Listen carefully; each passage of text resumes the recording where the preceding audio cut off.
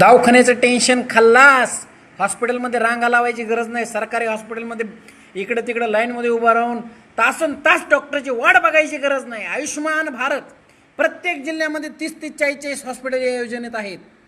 कान, नाक, घसा असे 300 प्रकारचे आजार तुम्ही या आयुष्यमान भारत योजनेअंतर्गत कव्हर करू शकतात.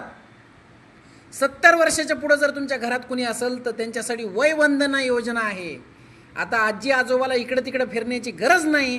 फक्त या कार्डला काढा आणि 5 लाख रुपये, 10 लाख रुपये किमतीचा दवाखाना फुकट फुकट फुकट फुकट.